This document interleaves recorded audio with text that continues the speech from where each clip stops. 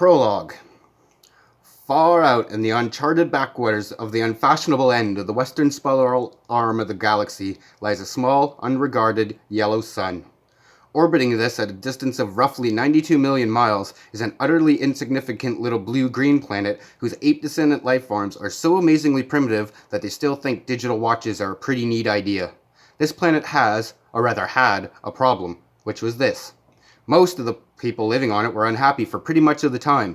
Many solutions were suggested for this problem, but most of these were largely concerned with the movements of small green pieces of paper, which is odd, because on the whole, it wasn't the small green pieces of paper that were unhappy.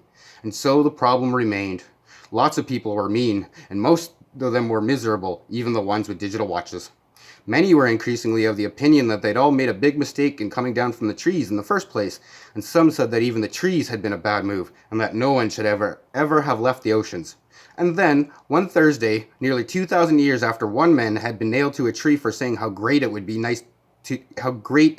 to be nice to people for a change, a girl sitting on her own in a small cafe in Rickmansworth suddenly realized what it was that had been going wrong all this time, and she finally knew how the world could be made a good and happy place. This time it was right, it would work, and no one would have to get nailed to anything. Sadly, however, before she could get to a phone to tell anyone about it, a terrible, stupid catastrophe occurred, and the idea was lost forever. This is not her story. But it is the story of that terrible, stupid catastrophe and some of its consequences. It is also the story of a book called The Hitchhiker's Guide to the Galaxy.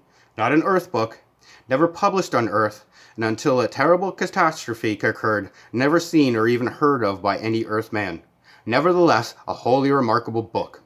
In fact, it was probably the most remarkable book to ever come out of the great publishing corporations of Ursa Minor, of which no Earthman had heard of either.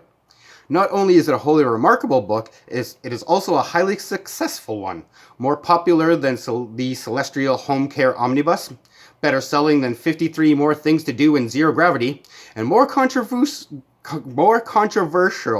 than Ulan Kulufit's trilogy of philosophical blockbusters, Where God Went Wrong, Some More of God's Greatest Mistakes, and Who Is This God Person Anyway?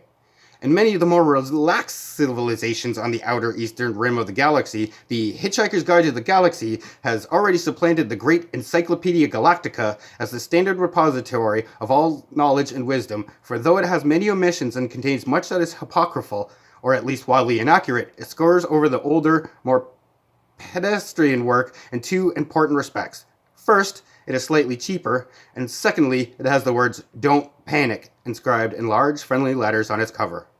But the story of this stupid, terrible Thursday, the story of its extraordinary consequences, and the story of how these consequences are inextricably intertwined with this remarkable book begins very simply. It begins with a house.